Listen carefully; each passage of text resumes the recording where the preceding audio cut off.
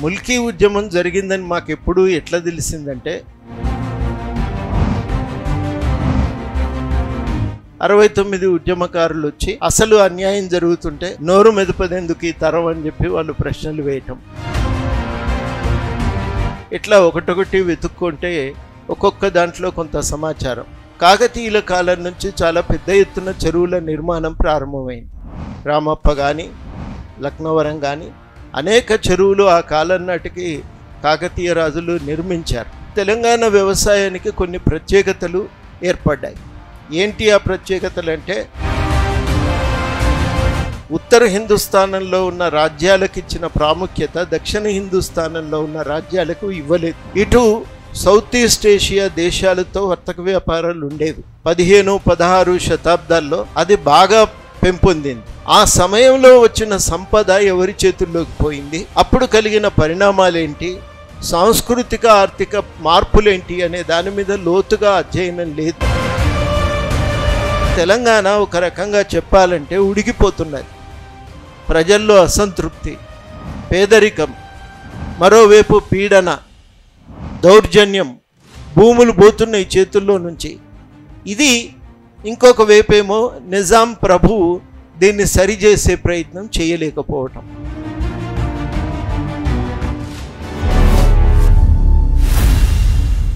మేము మొట్టమొదట 96లో నుంచి తెలంగాణ గురించి మాట్లాడటం మొదలు పెడితే ఆంధ్ర ప్రాంతంలో చాలామంది మిత్రులు ఉండేవాళ్ళు. వాళ్ళు మమ్మల్ని చాలా ప్రశ్నలు అడిగారు. ఏంది తేడా అసలు రెండు ప్రాంతాలకి? మీ నాయకులు ఏం చేసిండ్రు తెలంగాణలో? వాళ్ళు గట్టి కొట్లాడి తెలంగాణను ఎందుకు అభివృద్ధి చేయలేకపోయింది? మీకంటూ ఒక రీజనల్ కమిషన్ ఉంది కదా, ఆ కమిషన్ ఏం చేసింది? ఇట్లాంటి ప్రశ్నలు అడగటం మొదలుపెట్టిండ్రు. వాస్తవానికి మా దగ్గర సమాధానాలు లేకుండే. మొట్టమొదట మాకు అర్థమైనది తెలంగాణ డిమాండ్ అనేది చాలా సింపుల్ విషయం. అది సాంస్కృతికంగా తెలంగాణ అణిచివేయబడింది. మనం భాష యాస మాట్లాడలేకపోతున్నాం, మన పండుగలు బహిరంగంగా జరుపుకోలేకపోతున్నాం, ప్రభుత్వం నుంచి మనకి ఏ రకమైన సహకారము ఉండట్లేదు. ఇవన్నీ తెలిసిన తర్వాత అక్కడికే పరిమితమై ఆలోచించను.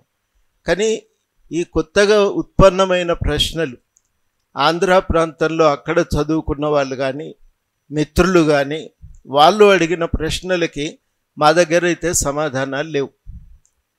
మరి అప్పుడు సమాచారం ఎక్కడిది అంటే, సమాచారం లేదు, పుస్తకాలు లేవు, తెలుగు అకాడమీ పుస్తకాలు లేవు, ఇంగ్లీష్ పుస్తకాలు లేవు తెలంగాణ మీద. నాకు తెలిసి 69 ఉద్యమం మీద మాత్రమే కొన్ని పుస్తకాలు వచ్చినాయి, ఆర్టికల్స్ పుస్తకాల కంటే. కొన్ని survey reports, professor G Rama Reddy లాంటి వాళ్ళు తెలంగాణ ప్రజల్లో ఉన్న ఆలోచన ఏముంది అనేది వాళ్ళు తెచ్చిన పుస్తకాలు, తెలంగాణకు సంబంధించిన వివిధ మేధావులు తెలంగాణ గురించి, తెలంగాణకు జరుగుతున్న అన్యాయాల గురించి తెచ్చిన పుస్తకాలు, ఇవి మాత్రమే అందుబాటులో ఉండేవి. కానీ 96 నాటికి అవి కనుమరుగైనాయి, లేవు ఎవరి దగ్గర. ఉదాహరణకి హ్యూ గ్రే అని ఒక జర్మన్ రచయిత తెలంగాణ మీద చాలా రాశాడు, లేవు అవి. డెగామర్ వారు, బెన్స్టాఫ్ వారు రాసిన పుస్తక ఆర్టికల్స్ అందుబాటులో లేవు. శేషాద్రి గారు రాసినవి కానీ ఇవేవి అందుబాటులో లేవు. రీజనల్ కమిటీ ఉంటే అది ఏంది, అది ఎట్లా పనిచేసేది, ఎవరి దగ్గర సమాచారం లేదు. 69లో తెచ్చిన పుస్తకాలు కూడా అందుబాటులో లేవు. అంటే మీరు ఊహించండి, దాదాపు ఒక చీకటి గదిలో వెతుక్కున్నట్టే ఉంది. అప్పుడు మేము చదవటం మొదలుపెట్టినాం, తెలంగాణ గురించి చదవటం. అసలు 69 తెలంగాణ 56కు ముందు ఏంటిది, నిజాం పరిపాలనలో ఎట్లా ఉంది, చాలా విషయాలకు సంబంధించిన సమాచారం లేదు అప్పుడు. ఉదాహరణకి ముల్కీ రూల్స్కు సంబంధించిన సమాచారం లేదు. ముల్కీ ఉద్యమం జరిగిందని మాకెప్పుడు ఎట్లా తెలిసిందంటే, మేము ఖమ్మంలో ఒక మీటింగ్లో మాట్లాడుతుంటే ఒక సీనియర్ అడ్వకేటు, 80 ఏళ్ళు, ఆయన నాకు, నాతో పాటు ఎన్ వేణుగోపాల్, మిత్రులు ఎన్ వేణుగోపాల్ గారికి ఒక పేపర్ జిరాక్స్ కాపీ ఇచ్చిండు, పాత పేపర్ల జిరాక్స్ కాపీ ఇచ్చిండు. అందులో ముల్కీ ఉద్యమానికి సంబంధించిన ప్రస్తావన ఉంది.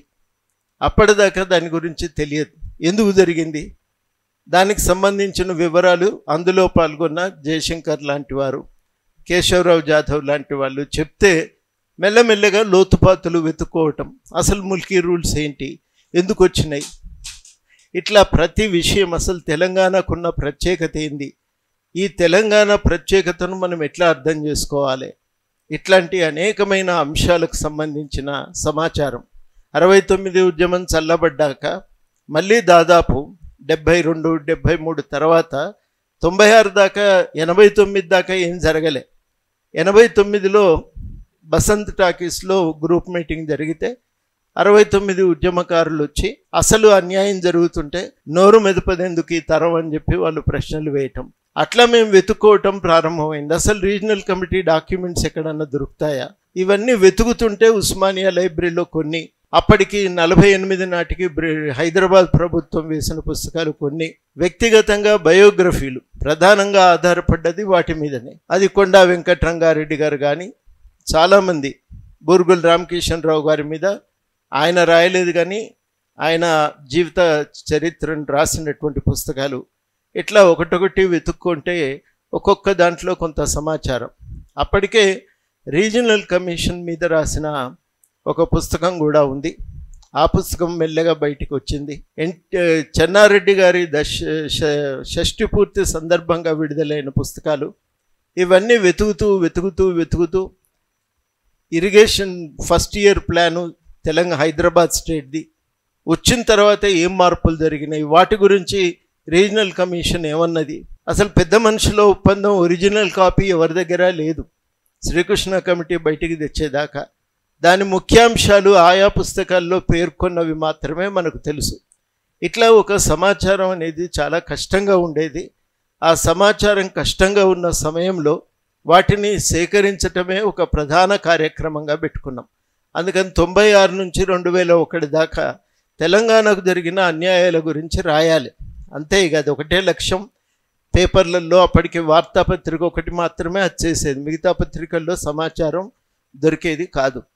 వాటిని బయటికి తీసి వాటిని జాగ్రత్తగా చదివి అట్లా వాళ్ళు ఒక్కొక్క ఆర్టికల్ దాని గురించి రాయటం, అవన్నీ ఒక పుస్తకంగా రావటం, ఇవి జరిగినటువంటి పరిణామం.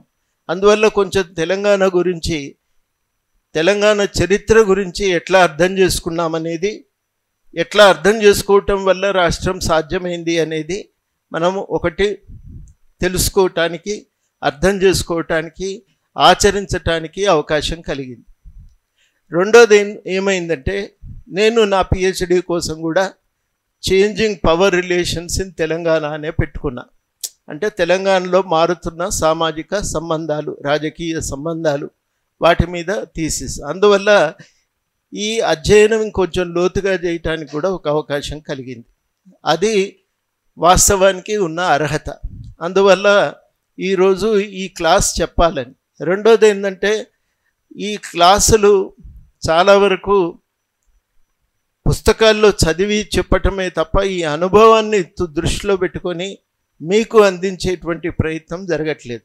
కాబట్టి ఈ క్లాసుల్లో నాకు తెలిసి అర్థమై తెలంగాణ చరిత్రను మీ ముందు ఉంచే ప్రయత్నం చేస్తాను. అది మనం ప్రధానంగా దృష్టిలో పెట్టుకోవాల్సిందిగా మిమ్మల్ని కోరుతూ, తెలంగాణ గురించి మాట్లాడితే మొట్టమొదట కొన్ని భౌగోళిక అంశాలు తెలుసుకోవాలి. ఇదేమో ఒక దక్కన్ పీఠభూమిలో భాగం. దీని తెలంగాణ వెలుపల కూడా ఇంకా దక్కన్ పీఠభూమి ఉంటుంది, మహారాష్ట్రలో కానీ కొంత కర్ణాటకలో కానీ. ఈ దక్కన్ పీఠభూమి ఇటు తూర్పు పడమరి కనుమల మధ్యన విస్తరించి ఉన్న ఈ ప్రాంతం, ఇది మీకు తెలిసిన వాస్తవమే, నేను కొత్తగా రిపీట్ చేయవలసిన అవసరం లేదు. ఈ ప్రాంతానికి ఉండేటువంటి ప్రత్యేకతలు, ఇది ఎగుడు దిగుడుగా ఉండేటువంటి స్థలం. దాదాపు 500 సముద్ర మట్టానికి 500 మీటర్ల నుంచి 700-730 మీటర్ల దాకా కూడా ఇది ఉన్నది. ఎక్కువ వరకు అయితే 500 నుంచి 700, అక్కడో ఇక్కడో మనకు 730 మీటర్ల దాకా ఎత్తు ఉన్నటువంటి ప్రాంతాలు కూడా ఉండవచ్చు. ఖమ్మంలో కానీ మహబూబ్ నగర్లో కానీ ఇంకొంచెం ఎత్తు ఉన్న ప్రాంతాలు కూడా ఉండవచ్చు. ఇవి మినహా ఈ ప్రాంతానికి ఇంకొక ప్రత్యేకత ఏంటంటే, ఇవి శిలలు అది పొడిగా మారి ఏర్పడినటువంటి నేలలు. ఇవి గ్రానైట్ శిలలు పొడిగా మారటం వల్ల ఏర్పడినటువంటి నేలలు. అసలే ఎగుడు దిగుడు ప్రాంతం. ఇది ఎక్కువ వరకు కొంత మనకు నల్లరేగడి ఉన్నా ఎక్కువ వరకు తెలంగాణలో ఉన్న భూములన్నీ కూడా పొడి భూములు, దుబ్బ నేలలు, ఎర్ర చెక్క నేలలు. ఇవన్నీ కూడా ఎక్కువగా నీటి తేమను నిలబెట్టుకునే శక్తి లేని నేలలు. ఇట్లాంటి నేలల్లో ఎట్లా బతికినరు మరి అంటే సాధారణంగా చేసిన ఒక ప్రయత్నం ఏంటంటే ఎక్కడ పల్లపు ప్రాంతం ఉందో అక్కడ నీళ్లు నిలిపే ప్రయత్నం చేశాను. దాదాపు కాకతీయుల కాలం నుంచి విస్తరించిన ఇది అంతకు ముందు నుంచి ఉన్నటువంటి ఒక అలవాటే. మీరు ఇప్పటికీ గొత్తికోయలు అంటాం మనం. వాళ్ళ వ్యవసాయాన్ని కనుక చూస్తే ఎక్కడ కొంచెం పల్లం ఉంటుందో అక్కడ అడ్డంగా చిన్న కట్టలు కడతారు. ఆ నీళ్ళలోనే విత్తనాలు వేస్తారు. ఆ నీటి ఒడ్డుకు ఒక రకమైన విత్తనాలు, నీటి మధ్యలో ఒక రకమైన విత్తనాలు, దిగువన ఒక రకమైన విత్తనాలు వేస్తారు. నీళ్లు వచ్చి చేరేసరికి వరి పైకి లేస్తుంది, తట్టుకోగలుగుతుంది, బతుకుతుంది. దాని చుట్టూ రకరకాలైనటువంటి ఈ చిరుధాన్యాలు వేసుకుంటారు. ఇది వాళ్ళకు ఉన్నటువంటి వ్యవసాయం. పప్పు దినుసులు వేసుకుంటారు. అంటే ఇది ఎప్పటి నుంచో మనిషి రకరకాల ప్రయత్నాలు చేసి చెరువులు కట్టడం అని నేర్చుకున్నాడు. ఎప్పుడు ఎట్లా ఆ చరిత్రకు సంబంధించిన అన్వేషణ అయితే లేదు, కానీ కాకతీయుల కాలం నుంచి చాలా పెద్ద ఎత్తున చెరువుల నిర్మాణం ప్రారంభమైంది. రామప్ప కానీ లక్నవరం కానీ అనేక చెరువులు ఆ కాలం నాటికి కాకతీయ రాజులు నిర్మించారు. ఈ నేలల్లో ఈ నీళ్లు మొత్తంగా వ్యవసాయానికైతే చాలవు. కరువు వచ్చినప్పుడు ఇంకా తీవ్రమైన ఇబ్బంది ఉంటుంది. అందుకని తెలంగాణ వ్యవసాయానికి కొన్ని ప్రత్యేకతలు ఏర్పడ్డాయి. ఏంటి ఆ ప్రత్యేకతలు అంటే, ఇందులో జూన్ నుంచి మనకు సెప్టెంబర్ 30 దాకా వర్షాకాలం ఉంటుంది. అక్టోబర్ నుంచి జనవరి దాకా చలికాలం, వాటి తర్వాత వేసవికాలం. వేసవికాలము ముగిసి ప్రవేశించిన సమయానికి మనకు ఉగాది వస్తుంది, పండుగ. చైత్ర మాసం, వైశాఖ మాసం. ఈ నెలల్లో దున్నుతారు, బాగా దున్నుతారు. మీరు చూడండి, ఇప్పుడు కొంచెం పరిస్థితులు మారిపోయినాయి, కానీ దాదాపు నేను డిగ్రీకి వచ్చే వరకు కూడా ఆ రకమైన ఆచరణ ఉండేది.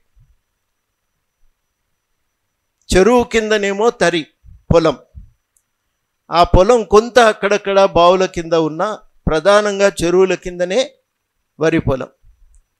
ఈ పొలము జాగ్రత్తగా వాళ్ళు తక్కువ, తెలంగాణలో వరి సాగు చాలా తక్కువ. మరి మిగతా భాగంలో ఏం చేసేవాళ్ళు అంటే 3 కాలాల్లో పంటలు: ఆబి, తాబి, రబీ. రబీ మనకు చలికాలం ప్రారంభమైనాక, ఆబి వర్షాకాలంలో, రెండింటికి మధ్యలో తాబి. ఈ పంటల్లో ఏం చేస్తారు, భూమిని మెత్తగా దున్నుతారు. 2 సార్లు 3 సార్లు దున్నుతారు. ఇప్పటికి కూడా అలవాటు ఉంది. మెత్తగా దున్నిన తర్వాత గుంటుకు కొడతారు. ఏమవుతుంది దాంతో? ఏమవుతుందంటే కింద ఉన్న నేల గట్టిగా ఉంటుంది, పైది మాత్రం పొడి పొడిగా తయారవుతుంది. ఈ పొడిలో విత్తనాలు నాటుతారు. ఏమేం పంటలు పండేదంటే సకల పంటలు పండేది. మీకు తెలంగాణ ఉద్యమంలో అనేక పాటలు రాసిండ్రు, ఇవన్నీ పంటలు పండేది, ఏమైపోయినాయి ఆ పంటలు అని. ప్రధానంగా పప్పు దినుసులు, మక్క, జొన్న, తర్వాతనేమో పొగాకు, నూనె గింజలు, క్యాస్టర్, అదేవిధంగా నువ్వులు, పల్లి, ఇట్లాంటి వీటితో పాటుగా ఉల్లి, వెల్లుల్లి, అల్లము, చెరుకు, ఇవన్నీ పంటలు, పొగాకు, ఇవన్నీ వేసేవారు. ఈ పంటలు ఆ భూమిలో నాటిన తర్వాత వర్షం పడంగానే కిందకి నీళ్లు పోతాయి, నేలలోకి తేమ ఇంకుతుంది. పైన ఉన్న పొడి ఏం చేస్తుందంటే అది ఆ నీటి తడికి అది దీనిపైన ఒక కప్పులాగా తయారైతుంది. ఒక కప్పులాగా తయారైపోయి అది కింద తేమను కాపాడుతుంది. అందుకని కొద్దిపాటి వర్షాలు పడ్డా ఆ తేమతోని వ్యవసాయం నడుస్తుంటాయి. ఇది తెలంగాణలో ఉన్నటువంటి ఒక వ్యవసాయ పద్ధతి. దీన్ని అనేక సంవత్సరాలు అద్భుతంగా చేసుకున్నారు. తీవ్రమైన కరువు వచ్చినప్పుడు తిండికి తిప్పలే అయింది. అడవిలోకి పోయి ఆకులు అలములు తిన్నారు. చెరువుల్లో ఉన్నటువంటి బంకమట్టిని కూడా సరిగ్గా కడుక్కొని జల్లెడబట్టి ఆ బంకమట్టిని కూడా తిన్నటువంటి సందర్భాలు, రోజులు బోలెడన్ని తెలంగాణ చరిత్రలో ఉన్నాయి. ఇది తెలంగాణకు ఉన్నటువంటి భౌగోళిక పరిస్థితి. ఈ భౌగోళిక పరిస్థితులలో ఆ పండిన కొద్దిపాటి పంటతో వాళ్ళు బతకగలిగారు. భూమి మీద సంబంధించిన విషయాల గురించి మాట్లాడేటప్పుడు డేనియల్ థార్నర్ అనే ఆర్థికవేత్త 3 విషయాలు చెప్తాడు. మొదటి విషయం ఏంది? భూమి ఎవరి చేతుల్లో ఉంది, ఏం పంటలు పండిస్తున్నారు, పండించిన పంట మీద నియంత్రణ ఎవరిది? ఈ 3 కీలకమైన ప్రశ్నలు. భూమి నిజాం కాలం వచ్చే నాటికి, వాస్తవానికి తెలంగాణ చరిత్రలో మనకు శాతవాహనుల కాలం నుంచి విష్ణుకుండిన్లు, అటు తర్వాతనేమో చాళుక్యులు, రాష్ట్రకూటులు, మళ్ళీ చాళుక్యులు పునరుద్ధరణ జరుగుతుంది. ఇవన్నీ పతనమైన తర్వాత కాకతీయ సామ్రాజ్యం దాదాపు 12వ శతాబ్దంలో అది ఆవిర్భవించి 17వ శతాబ్దం దాకా రకరకాల చిన్న చిన్న రాజ్యాలన్నీ తెలంగాణలో కొనసాగుతాయి. కాకతీయులు ఢిల్లీ ఎప్పుడైతే ఖిల్జీలు దాడి చేస్తారో వాళ్ళు ఇక్కడ కుతుబ్ షాహీలకు అధికారం అప్పజెప్పిపోతారు. తర్వాత వాళ్ళు స్వతంత్ర రాజులైపోతారు. ఆ తర్వాత వాళ్ళను మళ్ళీ మొఘల్ చక్రవర్తులు ఓడించిన తర్వాత వాళ్ళ స్థానంలోకి మళ్ళీ నిజాముల్ ముల్క్ అధికారంలోకి వస్తాడు. ఆయన కూడా స్వతంత్రతను ప్రకటించుకుంటాడు 18వ శతాబ్దం నాటికి. దాదాపు 1948 సెప్టెంబర్ 17 దాకా ఆయన వాళ్ళ వంశము అధికారంలో ఉంటుంది. ఇందులో ఆఖరి 2 ముఖ్యులు మనకు. మొదటి వాడేమో మహబూబ్ అలీ ఖాన్, రెండవ వాడేమో ఉస్మాన్ అలీ ఖాన్. మహబూబ్ అలీ ఖాన్ చాలా చిన్న వయసులో 11 ఏళ్ళకే అధికారంలోకి వస్తాడు. ఆయన స్థానంలో అధికారాన్ని నిర్వహించేటువంటి బాధ్యతలు ఎవరికి ఇస్తారు? సాలార్జంగ్ 1కి అధికారం బాధ్యతలు అప్పచెప్తారు. తర్వాత ఉస్మాన్ అలీ ఖాన్ వస్తాడు. ఉస్మాన్ అలీ ఖాన్ తన పరిపాలనను ఈ సాలార్జంగ్ తెచ్చిన సంస్కరణల వెలుగులో కొనసాగిస్తాడు. మనం ఇప్పుడు ఈ చరిత్రనంతటిలోకి పోవట్లేదు, కానీ ఈ చరిత్ర గురించి ఎందుకు ప్రస్తావిస్తున్నామంటే మన పాఠ్యపుస్తకాల్లో ఉత్తర హిందుస్థానంలో ఉన్న రాజ్యాలకు ఇచ్చిన ప్రాముఖ్యత దక్షిణ హిందుస్థానంలో ఉన్న రాజ్యాలకు ఇవ్వలేదు. అందుకని పరిశోధన వింధ్యా పర్వతాలకు దక్షిణాన ఉన్న ప్రాంతాల మీద పరిశోధన జరగలేదు. ఇప్పటికీ కూడా సంపూర్ణమైనటువంటి సమాచారం లేదు. ఉదాహరణకి అరబ్ దేశాలతో వర్తక వ్యాపారాలు ఉండేవి, ఇటు సౌత్ ఈస్ట్ ఏషియా దేశాలతో వర్తక వ్యాపారాలు ఉండేవి. 15-16 శతాబ్దాల్లో అది బాగా పెంపొందింది. ఆ సమయంలో వచ్చిన సంపద ఎవరి చేతుల్లోకి పోయింది? అప్పుడు కలిగిన పరిణామాలేంటి, సాంస్కృతిక ఆర్థిక మార్పులేంటి అనే దాని మీద లోతుగా అధ్యయనం లేదు. సుబ్రహ్మణ్యం అనే ఒక ఆయన మాత్రమే ఆ కోరమండల్ కోస్ట్ మీద రాసిన పుస్తకం తప్ప వేరే పుస్తకాలు లేవు. ఆ కాలంలో వచ్చిందే మత సంస్కరణలు. ప్రధానంగా ఒక భక్తి ఉద్యమం అనేది తెలంగాణలో పెంపొందుతుంది. ఆంధ్రప్రదేశ్ మొత్తంగా కూడా తెలుగుదేశం ప్రాంతాల్లో పెంపొందుతుంది. ఈ భక్తి ఉద్యమం దేవుడు ఒక్కడే, ఎవరైనా భగవంతుని చేరుకోవచ్చు అనేది మనకు ప్రధానంగా దాంట్లో ఉండేటువంటి సారాంశం. అది అన్నమాచార్యుల దగ్గర నుంచి త్యాగరాజు కీర్తనల దగ్గర నుంచి మనకు రకరకాల వ్యక్తులు దీన్ని మనకు ప్రోత్సహిస్తూ ఉంటారు. ఇది ఒక భాగము మనకు మార్పులు కనబడుతుండగా ఆ తర్వాత పరిణామాలు ఏమైనాయి? 17వ శతాబ్దంలో వచ్చిన ఈ పరిణామాలు నిలదొక్కున్నాయా లేదా? అప్పుడు బ్రిటిష్ వారి వ్యాపార పెత్తనం పెరిగిన తర్వాత వచ్చిన సంక్షోభం ఏంటిది? వీటి మీద ఎవ్వరు కూడా లోతుగా అధ్యయనం చేయలేదు. కానీ ఈ రచయితలు, నరసింహ శతకం కానీ ఈ రచయితలు అందరూ కూడా ఉన్న అసమానతలను నిరసించారు. పాలకుల నిర్లక్ష్య ధోరణిని ఖండించిండ్రు. మనుషులు అందరూ కూడా సమానంగా జీవించాలని కోరుకున్నారు. అది మనం ఆ చరిత్ర అంతట్లోకి మనం పోవటం లేదు. మొత్తం మీద తెలంగాణలో కానీ మనకి ఈ ప్రాంతాల్లో జరిగింది ఏంటంటే, ఎక్కడికక్కడ స్థానికంగానే కళాకారులు పెంపొంది వాళ్ళు రచనలు చేసి యక్షగానాల రూపంలో వాళ్ళు ప్రజలకు రకరకాల ఉద్బోధనలు లేకపోతే ఒక ఎంటర్టైన్మెంట్ వాళ్ళు కల్పించటం జరిగింది. అందులోనే మనకు అనేక యక్షగానాలు ఉన్నాయి. ఆ కాలంలో తెలంగాణ ప్రాంతానికి వచ్చేసరికి ఇవి ప్రధానాంశాలుగా తెలంగాణ చరిత్రలో మన సంస్కృతికి మూలాధారంగా మిగిలిపోయినాయి. ఏ దానికైనా కానీ ప్రజలకు విషయాలు తెలిసినాయి అంటే ఈ యక్షగానాల ద్వారానే అవి మిగిలిపోయినాయి. రెండవ కీలక అంశం ఏంటంటే, ప్రతి కులానికి ఒక ఆశ్రిత కులం ఉంటుంది. ఆ ఆశ్రిత కులము ఆ కులానికి సంబంధించిన చరిత్రను ఈ యక్షగానాల ద్వారా భాగవతుల ద్వారా వాళ్ళు తెలియజెప్పటం. అందులో రకరకాలైనటువంటి కళారూపాలు ఉన్నాయి. చిందు యక్షగానాలు కూడా ఉన్నాయి, దాంట్లోనే బుడుబుడుకలోళ్ళు వేసేటువంటివి ఉన్నాయి. రకరకాలైనటువంటి కళారూపాలు అనేవి పెంపొంది ప్రజల మనస్సును రంజింపజేయటం దగ్గర నుంచి వాళ్లకు ఆలోచనలను రగిలింపజేయటం దాకా అవి చాలా కీలకమైన పాత్ర పోషించినాయి. ఇది గ్రామీణ స్థాయిలో ఉన్న జీవితం. ఈ జీవితానికి వ్యవసాయానికి ఏంటిది సంబంధం అనేది మనం ఇవాళ మాట్లాడుకోవలసి ఉంది. నిజాం రాజు వచ్చిన తర్వాత 1853 దాకా కూడా, అంటే మొదటి సాలార్జంగ్ మంత్రి పదవి చేపట్టే వరకు ఉన్న భూమి సంబంధాలు వేరు. అప్పటి వరకు ఉన్న భూమి రైతులు దున్నుకునేవాళ్ళు. కానీ పన్నులు ఎవరు వసూలు చేసేది? పన్నులు వసూలు చేసేటువంటి అధికారాన్ని రాజు నిర్వహించలేదు. ఆయన పాలనా యంత్రాంగాన్ని నిర్వహించలేదు. ఎవరు చేసిండ్రు పన్నులు వసూలు చేసే పని? వీళ్ళు ఆక్షన్ చేసేవాళ్ళు, టెండర్ వేసేవాళ్ళు. అంటే ఇప్పుడు కదా మనం సివిల్ కాంట్రాక్ట్లు టెండర్ వేసినట్టు ఈ వసూలు చేయాలి, మాకింత నీకింత అని చెప్పి వాళ్ళు దాన్ని ఆక్షన్ చేసేది. వాళ్ళు వసూలు చేసేది. వసూలు చేసిన లెక్క ఏ పద్ధతిన వసూలు చేసేదంటే, పంట పండినాక పోయి చూసి దాని ప్రకారం వీళ్ళు అడిగేది, వాళ్ళు కట్టేది.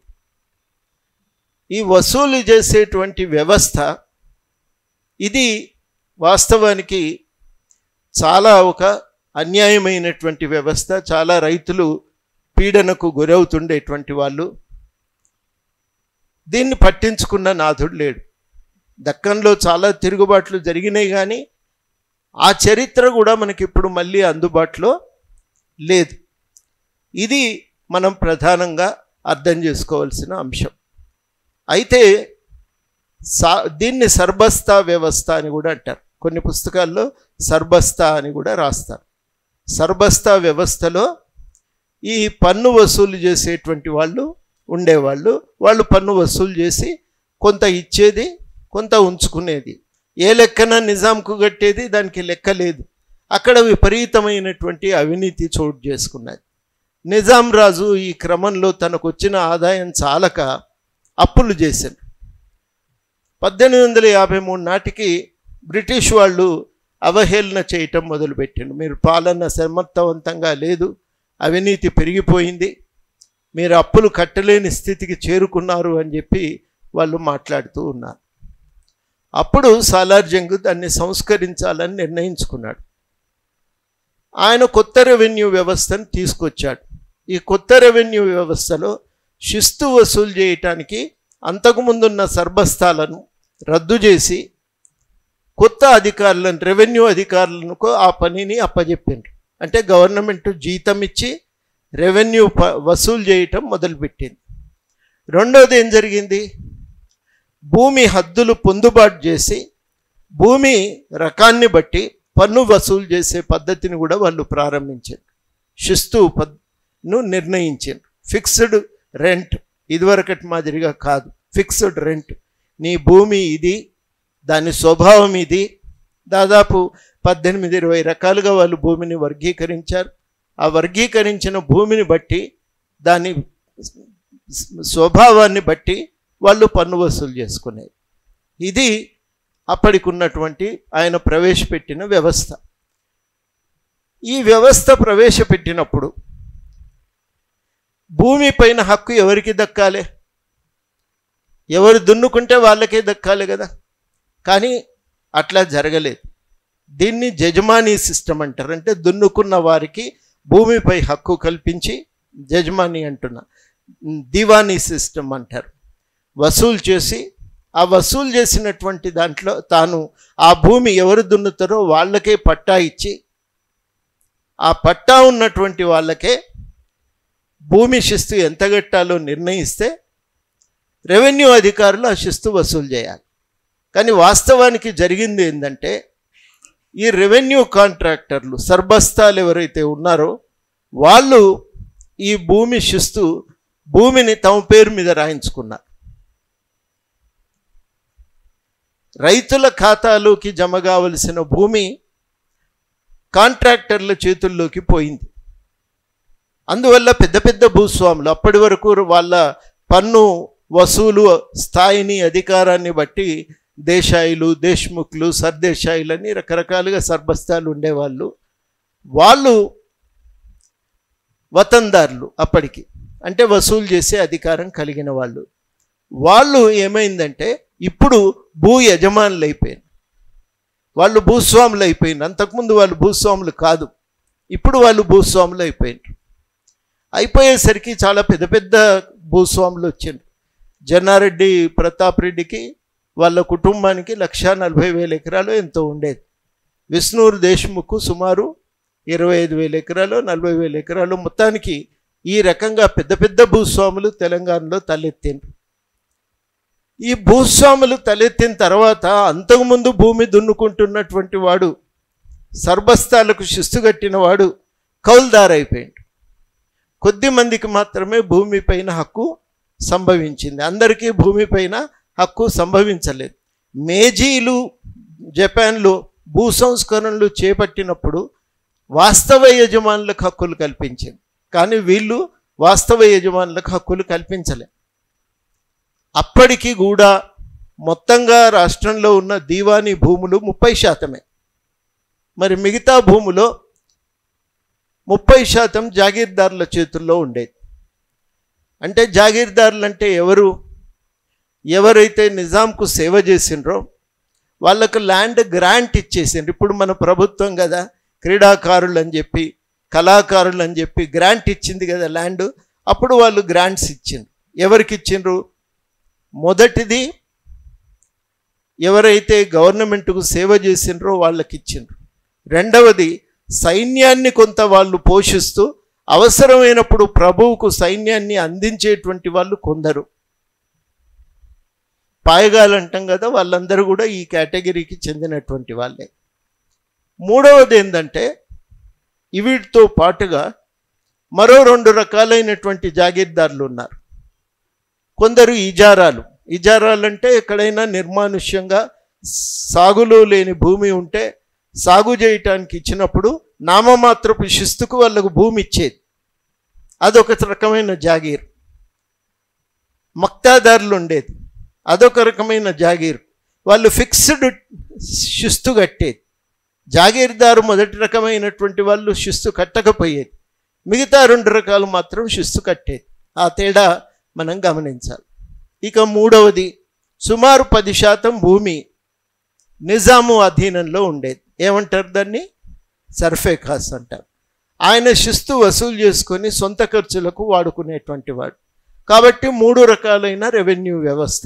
ఒకటి దివానీ, రెండవది జాగీర్దారీ, మూడవది సర్ఫే ఖాస్. ఈ 3 రకాలైనటువంటి భూములు ఉన్నాయి. జాగీర్దార్ అయితేనేమో రాజు లాంటి వాడే, నిజాము కింద సంస్థానం, ఆ సంస్థానాధీశులు వాళ్ళ జాగీరు వ్యవహారాల్లో నిజాం తలదూర్చడు. వాళ్ళకు కావలసిన నియమాలను జాగీర్దారులే తయారు చేసుకుంటారు. శిస్తు వసూలు అధికారం కూడా జాగీర్దారిదే. ఈ జాగీర్లలో విపరీతమైనటువంటి దోపిడీ జరుగుతుండేది. ప్రజల నుంచి ఉచితంగా పనులు చేయించుకోవటం, విపరీతమైనటువంటి కౌలు వసూలు చేయటం, ఒక దోపిడీ వ్యవస్థగా అది బలపడిపోయింది. అంటే నిజాం కాలంకి వచ్చేసరికి నిజాము పైన అధికారం చెలాయిస్తున్నాడు. ఆయన అధికారానికి మూలస్తంభాలు ఎవరు? ఈ పెద్ద భూస్వాములు, జాగీర్దార్లు. తర్వాత సర్ఫేకాస్లో ఆయన సొంత నియంత్రణలో ఉన్నటువంటి భూమి, ఆ ఓ భూస్వామిగా ఆయనకు తన బలం. అంటే ఈ అధికారం అంతా కూడా భూస్వాముల నుంచి ప్రభువుకు దక్కింది. ప్రభువు చేయదలుచుకున్నటువంటి సంస్కరణలు ఏంటివి? రైతులకు భూమి ఇవ్వాలి. రైతులకు భూమి ఇస్తే అధికారానికి మూలాధారం ఎవరైతారు? రైతులైతారు. కానీ మూలాధారమైనటువంటి అధికారం రైతులు కాదు. ఎవరు? భూస్వాములు. అంటే ఒక భూస్వామ్య వ్యవస్థ మీద నిలబడింది. ఈ భూస్వామ్య వ్యవస్థ మీద నిలబడి ఒక ఆధునిక సామ్రాజ్యాన్ని నిర్మించవచ్చునా అనేది మీమాంస, సంశయం చరిత్రలో. ఒక భూస్వామ్య వ్యవస్థ మీద నిలబడి ఆధునికమైనటువంటి రాజ్య వ్యవస్థను నిర్మించలేము. ఆధునికమైన రాజ్య వ్యవస్థ ప్రజాస్వామిక సూత్రాల మీద, ప్రజలే ఎన్నుకోవాలి, ప్రజలకు పట్ల జవాబుదారీతనం ఉండాలి. యూరోప్ దేశాల్లో వచ్చినాయి కదా, ఫ్రెంచ్ విప్లవం కానీ, అంతకుముందు గ్లోరియస్ రెవల్యూషన్ కానీ, అమెరికన్ విప్లవం కానీ, ఇవన్నీ అధికారాన్ని కూలదోసి ప్రజల చేతుల్లోకి అధికారాన్ని తీసుకొచ్చినాయి. అంటే చాలా కీలకం ఏంటంటే భూస్వామ్య వ్యవస్థలో ఆర్థిక అధికారము, రాజకీయ అధికారము ఒకే వ్యక్తి చేతిలో కేంద్రీకృతమై ఉంటాయి. ఎవరు వారు? భూస్వాములు. వాళ్ళ చేతిలోనే ఆర్థిక అధికారం ఉంటుంది, రాజకీయ అధికారం కూడా ఉంటుంది. మీరు ఎవరైనా చదివి ఉంటే Karl Marx economic and philosophical మ్యాన్స్క్రిప్ట్స్లో ఈ ఫ్యూడల్ వ్యవస్థ గురించి పూర్తి లోతుల్లోకి వెళ్ళి విశ్లేషిస్తారు. ఈ ఫ్యూడల్ ప్రభువు తన ప్రాంతంలో ఉన్న చెట్లు, చేమలు, పశువులు, పక్షులు, మనుషులు అందరూ కూడా ఆయన సొంత ఆస్తి. ఇది దొరగారి ఎద్దు, దొరగారి చెట్టు, దొరగారి మనిషి. ఇంకా వాళ్ళకంటూ స్వతంత్రమైన అస్తిత్వం అనేది ప్రజల్లో ఉండదు. వాళ్ళ అస్తిత్వము దొరగారి అస్తిత్వమే. ఆయనకు ప్రతిరూపాలుగా, ఆయనకు వ్యక్తీకరణగా, ఆయన మనుషులుగా వాళ్ళు జీవించవలసిందే తప్ప, ఆయన ఆదేశాల మేరకు బతకవలసిందే తప్ప కానీ స్వతంత్రంగా బతకటానికి వీల్లేదు. ఇది అప్పటికి ఉన్నటువంటి వ్యవస్థ. మీరు చాలామంది తెలంగాణలో రాసిన ఆత్మకథలు చదివితే నల్లా నరసింహులది ఉదాహరణకి, ఇవి చాలా విషయాలు మీకు కనబడతాయి. వాళ్ళ ఇంటి ముందు చెప్పులు వేసుకోకూడదు, బట్టలు తొడగకూడదు, వాళ్ళకి ఏదన్నా మంచిది ఉంటే దొరకు చెందవలసిందే. పొరపాటున ఇంట్లో మంచి దూడ జన్మిస్తే, మంచిగా ఉంటే అది నీవేం చేసుకుంటావురా నాకు పంపి అది అంటే పంపవలసిందే. రాజుగారు కూడా అంతే కదా. నిజాం రాజుగారు కింకోటి అనేది ఆయనది కాదు, కమాల్ పాషానో ఎవరిదో. అయితే ఆయన అడుగుతాడు, నాకైతే చాలా బాగుండునేమో ఇది అని. గృహప్రవేశానికి పోయినాక రాజుగారు ఆ మాట అంటే ఆయన మాత్రం ఏం చేస్తాడు? కమాల్ ఖాన్ ఆ ఇల్లును మీకోసమే తయారు చేసిన హుజూర్, ఇది మీరుంటేనే బాగుంటుందని చెప్పి దాన్ని అప్పచెప్పిండు. అట్లా ప్రతిది కూడా మంచిది ఉంటే వాళ్ళకే చెందవలసి ఉంటుంది. అది ఉన్నటువంటి ప్రపంచం. ఈ ప్రపంచములో ఇంకొక అంశం చెప్పకపోతే మనకు అర్థం కాదు. అది కులం. కులం అనేది ఒక రకరకాలైనటువంటి నిచ్చెన మెట్ల లాంటి వ్యవస్థ అనేది మనకు తెలుసు. నిచ్చెన మెట్ల లాంటి వ్యవస్థ దానికదే ఎట్లా బతికింది, ఎట్లా పనిచేసింది, నిజాం కాలం పోతే మనకు అర్థమవుతుంది. ఊళ్ళల్లో ఉండేటువంటి వాళ్ళల్లో భూమి కలిగిన భూస్వాములు, భూమి లేకుండా ఉన్నటువంటి వాళ్ళల్లో కూలీలు, వృత్తులు చేసుకొని బతికేవాళ్ళు, ఎంటర్టైన్మెంట్ అందజేసేటువంటి కులాలు ఉంటాయి. మామూలుగానైతే పని పాటలోళ్ళు అని చెప్పి మన దగ్గర ఊళ్ళల్లో అంటాం. అంటారు కదా, ఇప్పటికి కూడా ఉంది ఇంకా పని పాటలోళ్ళంతా కలిసి అని. పని పాటలోళ్ళందరూ కూడా రకరకాల సేవలు అందిస్తారు. ఈ సేవలకు గాను ఏమిస్తారు? పంట పొలం చేతికి వచ్చినాక ఒక మెద వాళ్ళకు తీసి పెడతారు. ఇక వాళ్ళు సంప్రదాయాలే దానికి మార్గదర్శకం. ఈ సంప్రదాయం ప్రకారం మెద తీసి ఇస్తారు. వాళ్ళు కొట్లాడతారు, గింతేనా నేను ఎంత సేవ చేస్తే నీ ఇంటికి అని కొట్లాడి వాళ్ళు కొంత తెచ్చుకుంటారు. ఇది ఉన్నటువంటి వ్యవస్థ. కొంచెము అవతలికి పోతే వీళ్ళను బలోద్దారులు అంటారు. మహారాష్ట్రకు పోతే బలోద్దారులు అంటే పనిచేసేటోళ్ళు. ఇందులో గవర్నమెంట్కు పనిచేసేటువంటి వాళ్ళ కోసము కొంత ఇనాం భూమి గవర్నమెంట్ ఇచ్చేది. చాకలి, మంగలి, కమ్మరి, కుమ్మరి వీళ్ళందరికీ ఇనాం భూములు గవర్నమెంట్ ఇచ్చేది. నిన్న మొన్నటి దాకా ఉండేవి. ఇనాములు రద్దు చేసినాక రైతుల పేరు మీదకి ఆ వృత్తులు చేసిన వాళ్ళకి పట్టాలు ఇవ్వవలసిన దాన్ని గవర్నమెంట్ రకరకాలుగా గందరగోళం చేసి, ఇక ఇప్పుడైతే ఈ గవర్నమెంట్ వచ్చినాక దాన్ని మీ పేరు మీద లేదు కదా ఇది మాదే అని చెప్పి గుంజుకునేదాకా ఆ పరిణామాలు జరిగినాయి. అవి మీకు తెలిసిన వాస్తవాలు.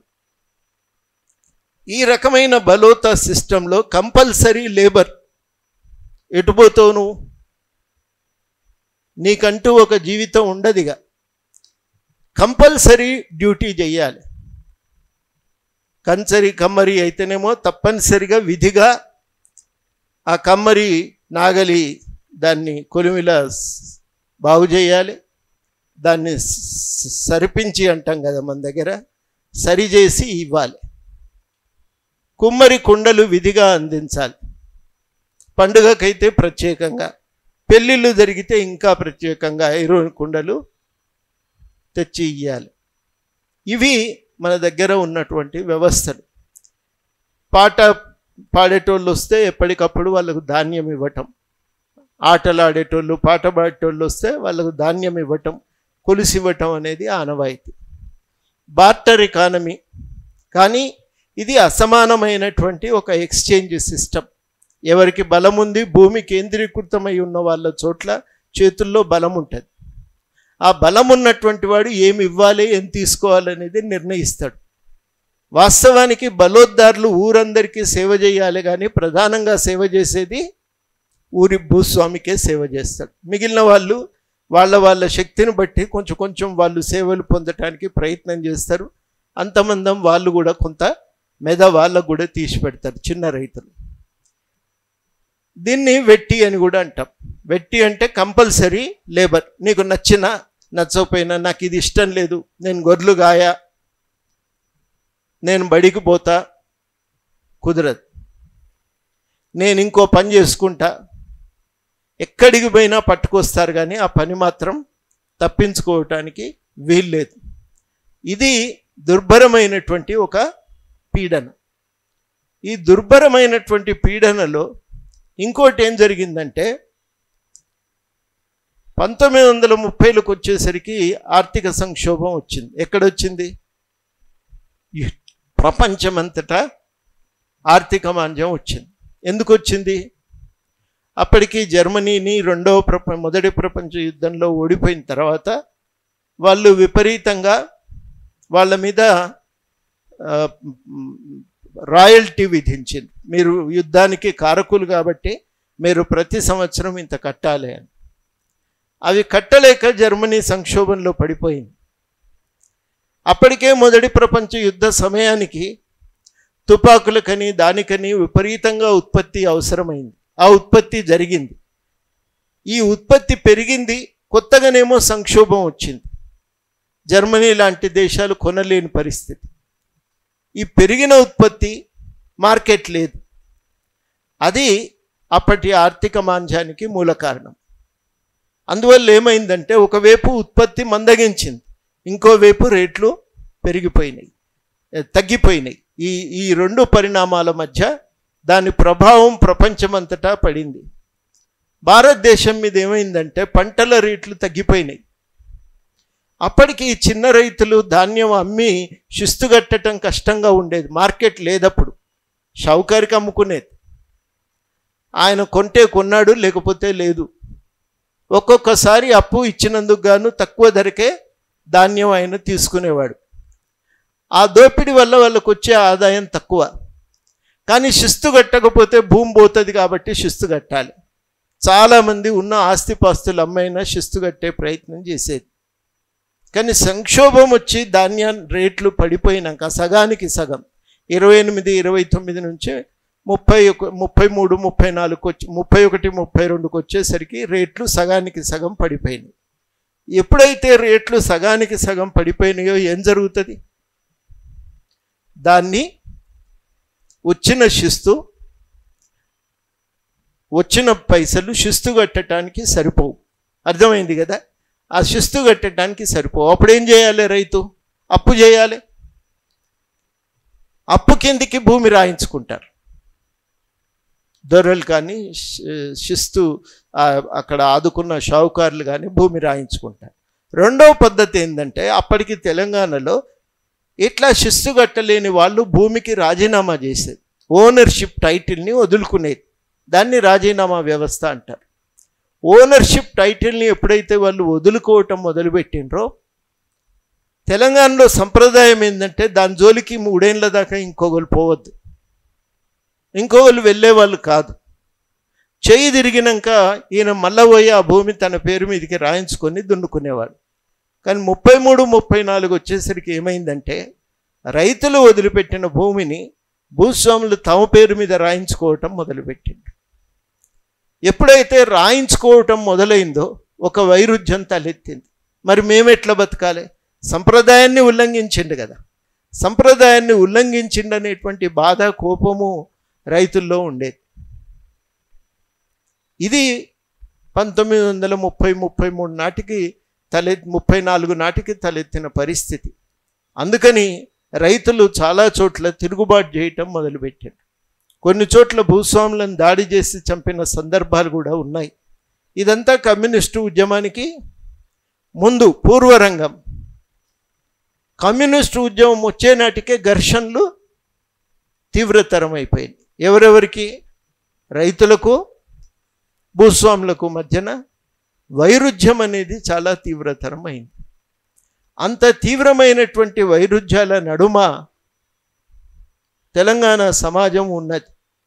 నిజాం ప్రభువు దీన్ని పరిష్కరించే ప్రయత్నం చేసిండు.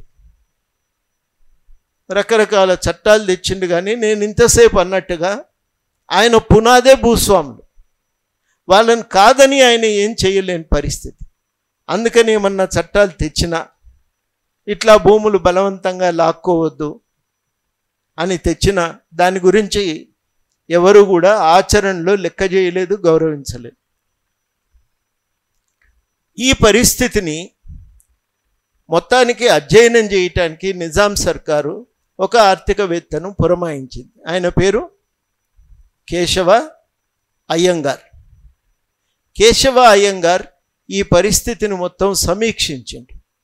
సమీక్షించిన తర్వాత కేశవ అయ్యంగార్ ఏమంటాడంటే, అసలు రైతుల పీల్చి పిప్పి చేస్తున్నారు, ఇంత దుర్మార్గమైనటువంటి దోపిడీ నుంచి రక్షణ ఉండాల్సిందే అని ఆయన అంటాడు. చట్టాలు వస్తాయి కానీ అవి ఏవి కూడా అమల్లోకి రావు. అడిగే అధికారం కూడా ప్రజలకు లేదు. ఎందుకంటే నిజాం పాలనలో ప్రజలకి సభలు సమావేశాలు పెట్టుకునే హక్కు కానీ ఓటు హక్కు కానీ లేవు. ఇది అప్పటికి ఉన్నటువంటి ఒక వాస్తవ పరిస్థితి. అంటే తెలంగాణ ఒక రకంగా చెప్పాలంటే ఉడికిపోతున్నది. ప్రజల్లో అసంతృప్తి, పేదరికం, మరోవైపు పీడన, దౌర్జన్యం, భూములు పోతున్నాయి చేతుల్లో నుంచి. ఇది ఇంకొక వైపేమో నిజాం ప్రభువు దీన్ని సరిచేసే ప్రయత్నం చేయలేకపోవటం. అసమర్థత, ఆయన అసమర్థత అనేది మొత్తానికి ఒక తీవ్రమైన వైరుధ్యాలకు అది చాలా మూల కారణమైంది.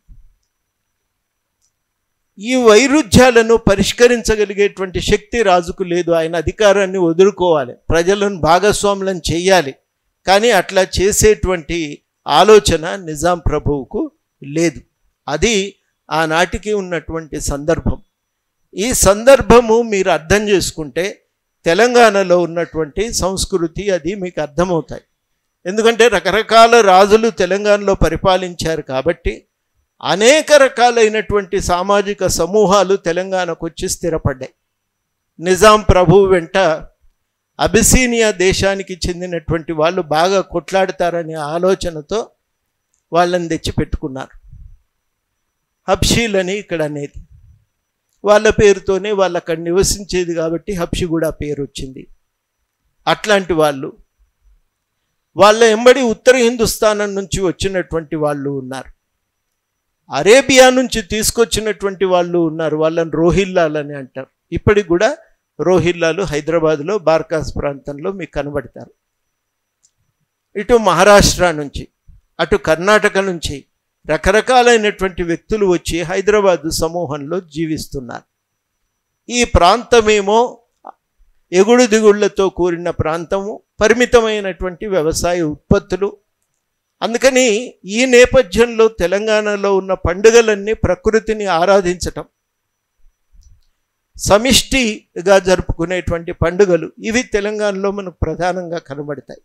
బతుకమ్మ లాంటివన్నీ ప్రకృతిని ఆరాధించటం అయితే, జాతరలన్నీ సమిష్టిగా మనుషులు తమ సమిష్టి తత్వాన్ని ప్రదర్శించేవాళ్ళు. సమ్మక్క సారలక్క జాతర కాడ నుంచి ప్రతి జిల్లాకు ప్రత్యేకమైన జాతరలు ఉన్నాయి కదా. సమ్మక్క సారక్క మీకు సంక్రాంతి దాటిందంటే వరుసబెట్టి జాతరలు అవుతుంటాయి కదా. ఐలోన్ జాతర, కొత్తకొండ జాతర, కొమిరెల్లి జాతర, అక్కడ మనకు నరసింహస్వామి జాతర, ఇవన్నీ కూడా మనకు కనబడుతూ ఉంటాయి. ఇన్నింటినీ మనం చూడవలసినటువంటి అవసరం ఉంది. ఇవి ఒక సమిష్టి తత్వాన్ని ప్రబోధిస్తాయి. తెలంగాణ సంస్కృతికి ఉండే ప్రత్యేకత ఏంటంటే అన్నీ కూడా సమిష్టి తత్వాన్ని ప్రబోధిస్తాయి. సమిష్టిగా జరుపుకునే పండుగలే కానీ ఒంటరిగా పోయి దేవునికి మొక్కు తీర్చుకున్నవి చాలా చాలా తక్కువ. ఎప్పుడన్నా ఒకరికి ఇంట్లో ఆరోగ్యం బాగాలేకపోతే కోడిగుడ్డు చుట్టు తిప్పి చౌరస్తా కాడ పారేసేదో, లేకపోతే పోయి దేవుని దగ్గరికి పోయి మొక్కుకొని రావటమో, ఇవి తప్ప మనకు ఇంకొక రకమైన పండుగలు అనేవి తెలంగాణలో ఉండవు. దాదాపుగా మన దగ్గర మొట్టమొదట బౌద్ధము జైనము బాగా విరాజిల్లినాయి. మీరు ఆ కరీంనగర్ నదీ తీర ప్రాంతం చూస్తే మొత్తం బౌద్ధ ఆరామాలే, ఎక్కడ పోయినా కానీ. ఇప్పుడు మనం మెల్లమెల్లగా మన చరిత్ర మనకు అర్థమవుతుంది. చాలామంది పెద్దలు నాతో ఏమనేదంటే బౌద్ధం యొక్క ఛాయలు తెలంగాణలో ఇప్పటికీ ఉన్నాయి. ఉదాహరణకి ఏదున్నా కూర్చొని మాట్లాడుకుందాం కానీ కొట్లాడుకుంటే ఏమొస్తుందని అంటాం ఇప్పటికీ మనం. అది బౌద్ధం నుంచి వచ్చిన ఛాయనే. అట్లాంటివి ఎన్ని ఉన్నాయో మనకు తెలియదు. జైనము విరాజిల్లింది ఇటు కృష్ణానది ఎంబడి. అక్కడి నుంచే నాగార్జునుడు శూన్య సిద్ధాంతాన్ని పెంపొందించటం. అటు తర్వాత మనకు 11-12వ శతాబ్దం నాటికి శైవం, వీరశైవం పెంపొందింది. వీరశైవం వచ్చిన తర్వాత అంతకుముందున్న బౌద్ధము జైనం మీద దాడులు జరిగినాయి, అది అంతరించింది. దాని తర్వాత వైష్ణవం కూడా వచ్చింది. ఇవన్నీ ఎన్ని వచ్చినా కింద మాత్రం పోషమ్మకు మొక్కుడే ఉంటుంది. వాస్తవానికి అది మన దగ్గర కనబడుతుంది. ఎక్కువ వరకు శైవం యొక్క ఛాయలు చాలా బలంగా ఉంటాయి. మీకు వైష్ణవం ఒక మహబూబ్ నగర్లోనే వెంకటేశ్వర స్వామి జాతర జరుగుతుంటుంది. గద్వాల్లో కూడా అట్లాంటి జాతర ఒకటి ఉంది. మిగతా అవన్నీ కూడా మీరు మల్లన్న దేవుడే. దాదాపు 15-16 శతాబ్దానికి సంబంధించిన కథగా చెప్తారు. శివుని అంశంగా మల్లన్న దేవుడిని కొలవటమే తెలంగాణలో ఒక ప్రధాన అంశంగా. రోజుంట్లో గుళ్ళే మల్లన్న దేవుడు ఉంటాడు, పెళ్ళికైతే పోషమ్మ దేవరకు పెట్టేది ఉంటుంది. మన బతికే ఈ దేవతల చుట్టూ తిరుగుతుంటుంది. వైష్ణవమేమో ఈ అన్నింటినీ తిరస్కరించాలని చెప్తారు చిన్నజీయర్ స్వామి వైష్ణవం అంటే. కానీ ప్రజలు మాత్రం అవి ఆచరించరు. నేను మా ఇంట్లో బంధువులు ఒకరు చనిపోయినప్పుడు ఇది తంతంత ఎందుకు చేస్తున్నామని అడిగితే అయ్యగారు ఏమన్నారంటే గరుడ పురాణంలో ఉంటుందంటే ఆ పుస్తకం తెమ్మని. గరుడ పురాణం చదివితే నాకు అర్థమైంది ఏంటంటే జీవాత్మ ఇక్కడిక్కడే తిరుగుతుంటుంది, దానికి పిండం పెట్టి సంతృప్తి పరచకపోతే పైలోకాలకు పోదు. అందుకని ఏం చేస్తామంటే మన దగ్గర నువ్వులు వదులుతాం, ఆవును దానం చేస్తాం, పిండం పెడతాం. ఈ మూడే ఎవరు చేసినా ఈ 3 కార్యక్రమాలే. ఈ కార్యక్రమాలు చేసి ఇక ఆవుతో కబట్టుకొని వాళ్ళను ఆ పైకి ఊర్ధ్వలోకాలకు వాళ్ళని సాగనంపటం. ఇది మనకు జరిగేది. సంవత్సరాన్ని అంటే వాళ్ళ జీవితాల్లో ఒకరోజు సంవత్సరం మనకు, కాబట్టి ప్రతి సంవత్సరానికి ఒకసారి వాళ్ళకి పిండాలు పెట్టాలి. ఇది కొంతమంది చేస్తే మిగిలిన వాళ్ళు ఏం చేస్తారు? ఎప్పుడు పుట్టిండో ఎప్పుడు చచ్చిండో తేదీలు ఎవరికి అదుకుంటాయి. అందరు కలిసి ఉమ్మడిగా ఒకే రోజు చేస్తారు. బతుకమ్మ పండుగకు ముందు పెద్దలకు పెత్రమాస రోజు బియ్యం ఇచ్చుకోవడం అనేది మన దగ్గర ఉన్న ఆచారం. ఇక మిగిలిందే ఉంటుంది. చచ్చిపోతే ఇంట్లో ఏదన్నా శుభకార్యం అయితే ఒగ్గు కథో మల్లన్న కథో చెప్పించుకోవటం మన దగ్గర ఉన్న ఆనవాయితీ. ఏవైనా ఈ దేవతల చుట్టే మన జీవితం అనేది తిరుగుతుంటుంది. మీరు మొన్న వచ్చిన సినిమా అదేంది, దాంట్లో చూస్తే మొత్తం ఇవన్నీ కూడా మీకు అర్థమవుతూ ఉంటాయి. ఇవన్నీ అర్థమవుతూ ఉంటాయి. కాబట్టి బలగంలాగా మనకు ఒక బలగంలాగా బతుకుడు, బలగంలాగానే అన్నీ జరుపుకునడం అనేది ఒక ఆనవాయితీ. సంప్రదాయకంగా ఉండే సామూహిక జీవితాల్లో వ్యక్తి ఉండడు, సమూహం ముఖ్యం. చాలాసార్లు హైదరాబాదులో అడుగుతారు, పనిచేస్తూ ఉంటారు కదా ఇళ్ళల్లో కానీ ఆఫీసుల్లో కానీ, అయ్యా మా ఊళ్ళో ఒక ఆయన పోయిండు నేను పోవాలి అని అడుగుతారు. ప్రద్దానికి ఇట్లా ఊళ్ళోకి పోతే ఇట్లా సంపాదించుకోవాలనే తాపత్రయం మీకు లేదు అని చెప్పి అంటుంటారు. మన దగ్గర ఆ సంస్కృతి లేదు. నా సంపాదన తగ్గినా మంచిదే కానీ మావాడు చచ్చిపోతే నేను పోకపోతే ఎట్లా కదా, బతుకమ్మ కాడికి నేను పోకపోతే ఎట్లా, ఊళ్ళో జాతర అయితే అంటే నేను గీడెట్లుంటా, నా వంతు పాలు నేను ఉండాలి కదా, ఊరు కొలిసినప్పుడు నేను ఉండాలి కదా, లేకపోతే నేను లేని కిందికి లెక్క అవుతుంది కదా. మనదంతా కూడా ఈ రకమైనటువంటి ఒక సమిష్టి జీవితం ఉంటుంది. అందుకనే అందరం ఒకటేసారి బోనాలు ఎత్తుకపోతాం, అందరం కలిసి పండుగలు చేసుకోవటం అనేది తెలంగాణ సంప్రదాయంలో ఉన్నటువంటి ఒక అంశం. అందుకనే పండుగలు కూడా అట్లాగే జరుగుతుంటాయి. బతుకమ్మ జరుగుతుంది, మన పండుగలే వేరు కదా. బతుకమ్మ జరుగుతుంటుంది, బతుకమ్మ తర్వాత వినాయక చవితి అంటే మధ్యాహ్న కొత్తగా వచ్చింది, అంతకుముందు ఈ రకంగా జరిపే వాళ్ళం కానే కాదు. అది దుర్గామాత అనేది లేనే లేదు. మనకు తెలిసింది దసరా, ఇక పోలాల అమాస, ఇవి మనకు తెలిసిన పండుగలు.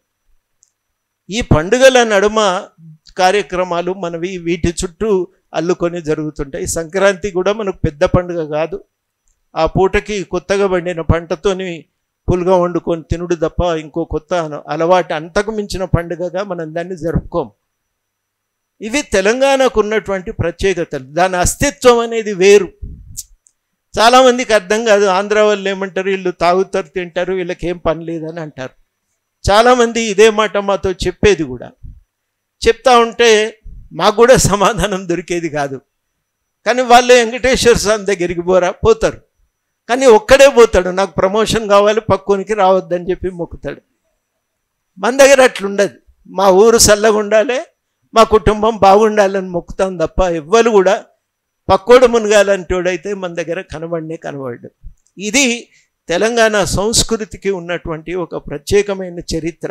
దానికి తగినటువంటి గుళ్ళు ఆరాధనలు, మొక్కుకున్నప్పుడు పోయి గంగలో మునిగి వచ్చి, కృష్ణా నదులు గోదావరి నదులు ఆ రకంగా పవిత్రమైనవి.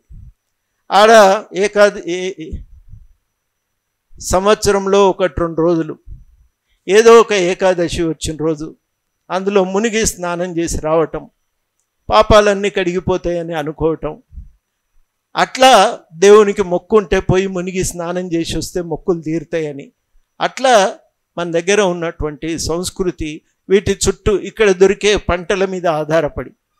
దేవునికి నైవేద్యం పెడితే కూడా పెసలతో చేసిన ముద్దలు కానీ, లేకపోతేనేమో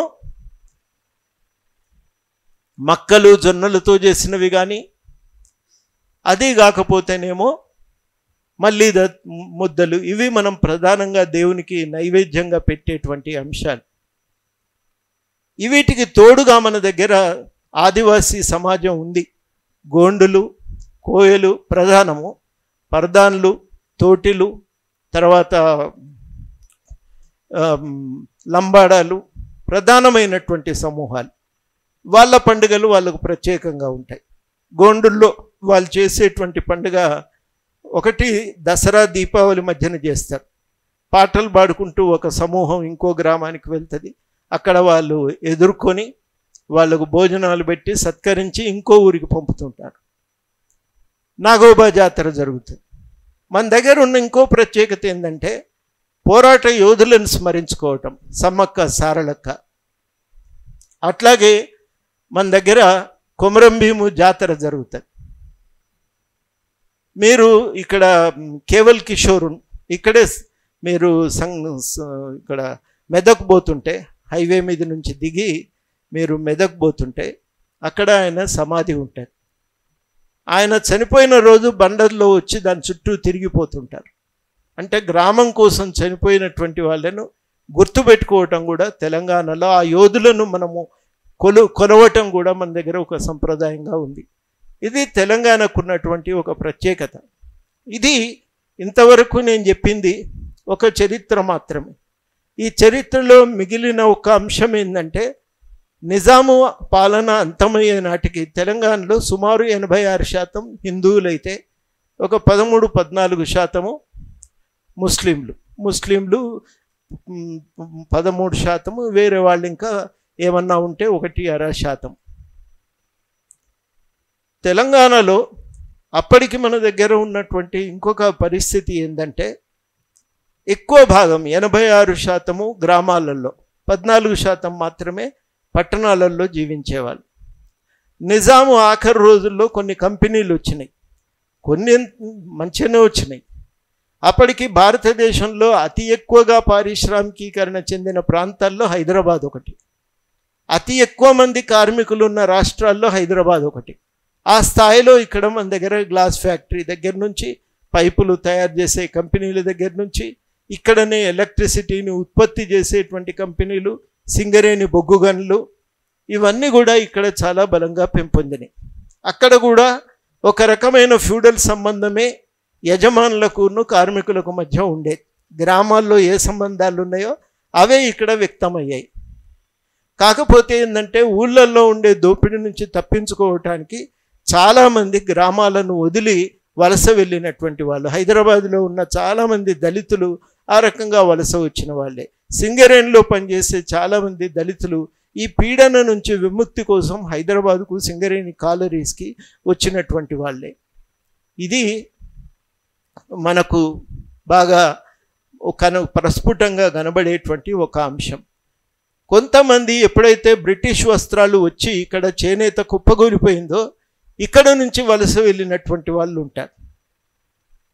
వాళ్ళు మిల్లులు వచ్చినాయి బాంబేలో, షోలాపూర్, భివాండీలో. ఆ మిల్లుల్లో పనిచేయటానికి వాళ్ళు వలసపోయారు. గద్దరు మొన్న ఈ మధ్యన చనిపోయిన తర్వాత ఆయన గురించి రాసిండ్రు కదా, ఆయన తల్లిదండ్రి ఇద్దరు కూడా పనులు చేసుకోవటానికి వాళ్ళు ఔరంగాబాద్ వెళ్తే అక్కడ అంబేద్కర్ కట్టినటువంటి స్కూల్ కోసం వాళ్ళు చిన్న కాంట్రాక్టర్లుగా పనిచేసింది. ఆ పని చేసే క్రమమే వాళ్ళకి అంబేద్కర్తో పరిచయం అయితే అంబేద్కరు, అమ్మ మీరు ఏమన్నా చేయండి కానీ పిల్లల్ని అయితే మంచిగా చదివించాలి అని చెప్పిండు. చెప్పితే వాళ్ళమ్మ ఈయనను వీళ్ళందరినీ చదివించింది, స్కూల్కు దోలిచ్చింది.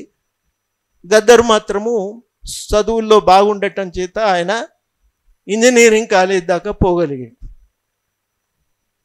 అంటే అప్పటిదాకా మన దగ్గర ఈ సోయి అనేది రాలేదు 1930 దాకా. కానీ అప్పటికే తెలంగాణలో దళిత ఉద్యమం ఉంది.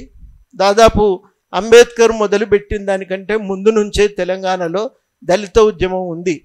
అప్పుడు దాన్ని బలంగా నడిపినటువంటి వాళ్ళలో భాగ్యరెడ్డి వర్మ, అట్లాగే వెంకట్రావు, వీళ్ళంతా కూడా దాంట్లో ముఖ్యమైనటువంటి వాళ్ళు. ఇది మనం తెలంగాణ చరిత్రకు సంబంధించి మరో కీలకమైనటువంటి అంశం. ఈ పోరాటాలు సాగినాయి. గాంధీ అస్పృశ్యత నిర్మూలన కోసం పోరాడినప్పుడు కూడా ఇక్కడ పోరాటాలు సాగినాయి.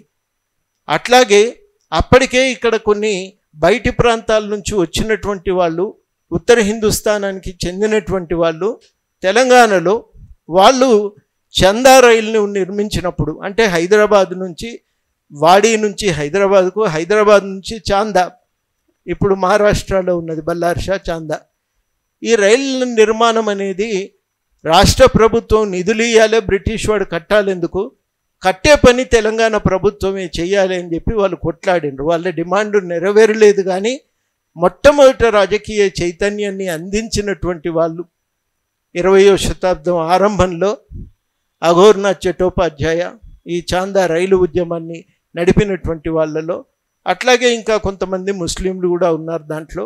ఇది మనకు ప్రధానమైనటువంటి ఆది ఉద్యమాలన్నీ కూడా ఇవి అని మనం గ్రహించాలి. ఈ కీలకమైనటువంటి ఈ చారిత్రక భాగం మీద మీకేమన్నా డౌట్స్ ఉంటే అడగండి. రేపు మనం ఏం చేయాలి అంటే, రాజకీయ ఉద్యమాలు తెలంగాణలో ఎట్లా తలెత్తినాయి, రెండవది తెలంగాణలో మనం గ్రహించాల్సింది ఏంటంటే, ముల్కీ ఉద్యమం అనేది ఒక ప్రధాన ఘట్టం. ముల్కీ ఉద్యమం అనేది ఒక ప్రాంతీయ అస్తిత్వాన్ని పెంపొందించడానికి అది మూల కారణమైంది. 1860 నుంచి అది ప్రారంభమై ముల్కీ ఉద్యమం తెలంగాణ అస్తిత్వానికి ఒక ప్రాతిపదికను ఏర్పాటు చేసింది. మా ప్రాంతాన్ని మేమే పాలించుకుంటాం అనే ఆలోచనను మొట్టమొదట తీసుకొచ్చింది ముల్కీ ఉద్యమం. ముల్కీ ఉద్యమం వచ్చిన తర్వాత ఇంతకుముందు నేను చెప్పినట్టు చాందా రైల్వే పోరాటం ఇవన్నింటినీ కొనసాగింపుగా తెలంగాణలో ఇతర ఉద్యమాలు రావటం మొదలైంది. అందులో మొట్టమొదట జరిగింది ఆర్య సమాజ పోరాటం. ఆర్య సమాజ పోరాటం తర్వాత ఇక్కడ అస్పృశ్యత నివారణ కోసం గాంధీ గారు పిలుపునిచ్చినప్పుడు దాంట్లో పాల్గొన్న వాళ్ళు ఉన్నారు. అటు తర్వాత కాంగ్రెస్ పార్టీని ఏర్పాటు చేయడానికి జరిగిన ప్రయత్నము ఉంది.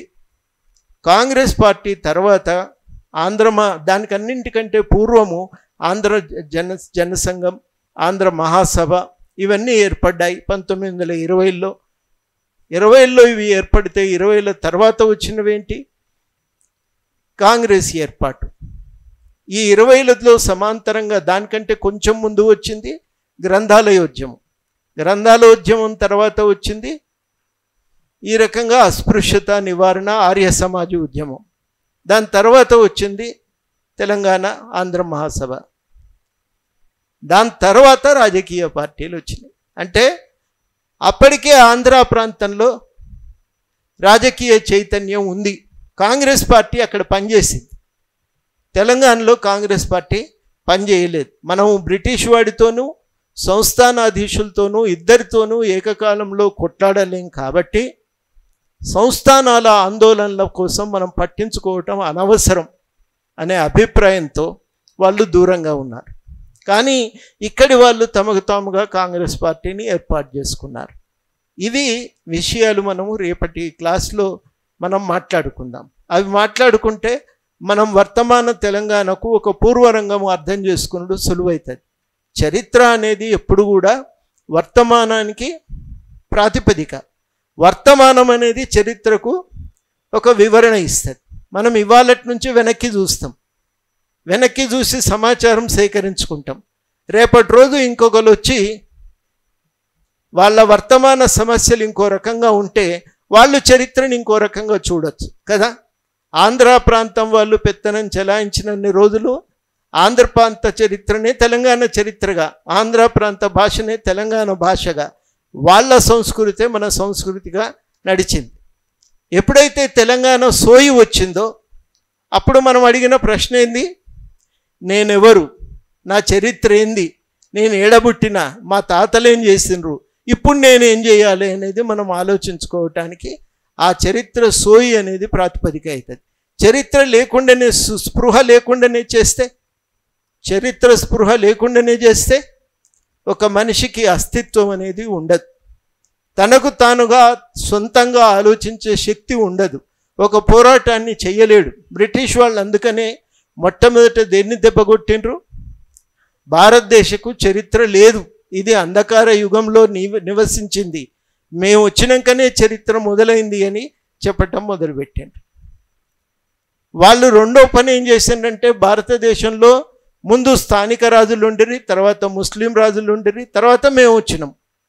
వీళ్ళందరూ కూడా సంస్కృతి, ఒక సివిలైజేషన్, ఒక దాన్ని పెంపొందించే ప్రయత్నం చేయలే, మేము వచ్చినాకనే చేసినాం. కానీ అప్పటికే భారతదేశంలో అద్భుతంగా బట్టలు నేయగలిగేవాళ్ళు. మర్చిపోయిన మీకు చెప్పటం, తెలంగాణలో అద్భుతంగా స్టీల్ ఉత్పత్తి జరిగేది. నా చిన్నప్పుడు కూడా ఆ స్టీలు ఉత్పత్తి అవి జరగటం, వీటి గురించి నేను విన్నా, చూసిన.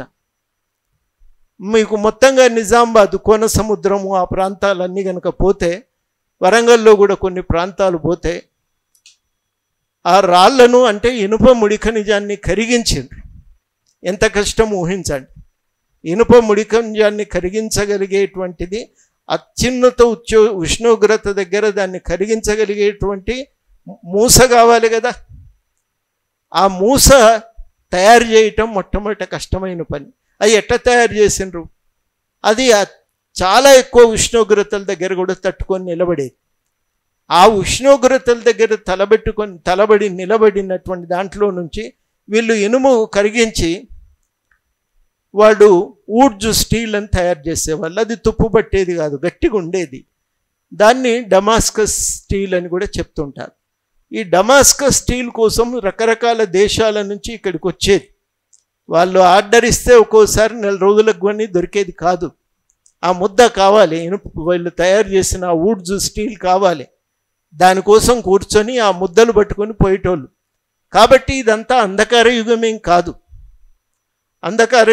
కాదు. రకరకాలైనటువంటి కళలు ఉన్నాయి, రకరకాల వస్తువులను తయారు చేయగలిగినాం, రకరకాల పంటలు పండించగలిగినాం. ఎప్పుడైతే నీకు నీ చరిత్రకు సంబంధించిన స్పృహ పోతుందో అప్పుడేమవుతుందంటే ఎదుటివాడికి పెత్తనం చేసుడు చాలా సులువు అవుతుంది. నీకేం చేతనవుతుంది, నీకేం కాదు అని అన్నప్పుడు సహజంగానే మనలో ఒక ఆత్మన్యూనత వస్తుంది. అంటే మొత్తంగా తెలంగాణ, ఆంధ్రప్రదేశ్లో స్వాతంత్రోద్యమాలు ఆంధ్ర ప్రాంతంలోనే జరిగాయి. చీరాల పేరాల పోరాటం కానీ, ప్రకాశం పంతులు చేసిన పోరాటం కానీ, లేకపోతే వీరేశలింగం పంతులు ఇచ్చిన సంస్కరణలు కానీ, ఇవన్నీ పుస్తకాల్లో చదివితే అప్పుడప్పుడు మనకే ఆత్మన్యూనత కలుగుతుంది.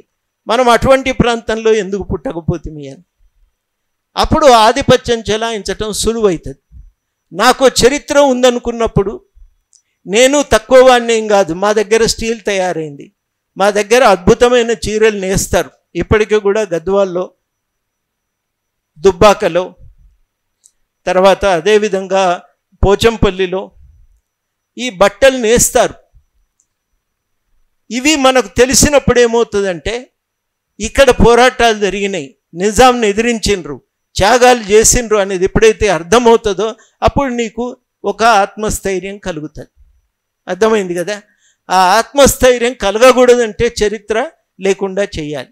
అందుకని 89 మీటింగు అయిన తర్వాత బసంత్ టాకీస్లో అప్పుడు పాల్గొన్న వాళ్ళు ఎవరు కూడా లేరు. అందరూ 69 ఉద్యమకారులే. అందులో పాల్గొన్న వాళ్ళల్లో యశోదారెడ్డి లాంటి రచయితలు, జస్టిస్ జీవన్ రెడ్డి గారు, తర్వాత రకరకాలైనటువంటి పెద్దలు, జయశంకర్ గారు, కేశవరావు జాదవ్ గారు, ఈవి పద్మనాభన్ అని ఒక ఆయన ఉండేది. వీళ్ళంతా 70 ఉద్యమం పోయిన తర్వాత కూడా తెలంగాణ వాదాన్ని మర్చిపోలే. వీళ్ళు మాకు తెలంగాణ గురించి చెప్తే మాకే ఆశ్చర్యం అనిపించింది. అప్పటికి జెంటిల్మెన్ అగ్రిమెంట్ తెలియదు. ఎక్కడ పోయినా అప్పుడు ఒకటే ప్రశ్న అడిగేది, ఆంధ్రప్రదేశ్ ఎప్పుడు ఏర్పడ్డది అంటే 56కు ముందు ఎవరికి తెలియదు. 56కు ముందు మనం ప్రత్యేక రాష్ట్రం ఎప్పుడు 48లో మనకు భారతదేశంలో విలీనమైన తర్వాత. దానికి ముందు ఎవరికి తెలియదు. ఇవి ఎప్పుడైతే ఆలోచించటం మొదలుపెట్టిండ్రో మెల్లమెల్లగా అందరు అడగటం మొదలుపెట్టిండ్రు, చర్చించుకోవటం మొదలుపెట్టిండ్రు. అవును, మన యాసలో మనం ఎందుకు మాట్లాడం? రాయలసీమ వాళ్ళు వాళ్ళ యాసలో మాట్లాడతారు, ఆంధ్ర వాళ్ళు తమ యాసలో మాట్లాడతారు. మనం మాత్రం బయటికి పోగానే గొంతు మార్చేసి ఇంకో కొత్త యాస నేర్చుకొని మాట్లాడే ప్రయత్నం చేస్తే అది వికారంగా తయారవుతుంది. సురేష్ రెడ్డి గారు స్పీకర్గా ఉన్నప్పుడు వచ్చాది చేసాది అని మాట్లాడేది. ఈ వికృతమైన రూపం తీసుకునేది. ఇవన్నీ మెల్లమెల్లగా అర్థమవుతున్న కొద్దీ చాలా విషయాలు తెలిసినాక మనిషిలో ఒక ధైర్యం పెరుగుతుంది. ఆ ధైర్యం పెరగటమే తెలంగాణలో ఒక మార్పుకు మూల కారణమైంది. ఆ తెలంగాణ సోయి అనేది, తెలంగాణ ఉద్యమం ఎప్పుడైతే బలపడ్డదో అప్పుడు ఈ వాస్తవాలన్నీ బయటకు వచ్చినాయి.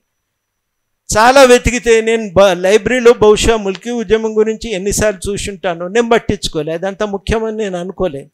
కానీ ఎప్పుడైతే ఇవన్నీ గుర్తించి చదవటం మొదలుపెట్టినామో అప్పుడు తెలంగాణకు సంబంధించిన సోయి పెరిగితే మరి మేము మీతో ఎందుకు కలిసి ఉండాలి అనే ప్రశ్న కూడా ఆటోమేటిక్గా దాని నుంచి జనిస్తుంది. అందుకని తెలంగాణ ఉద్యమ చరిత్ర తెలుసుకోవటం అనేది చాలా చాలా కీలకం.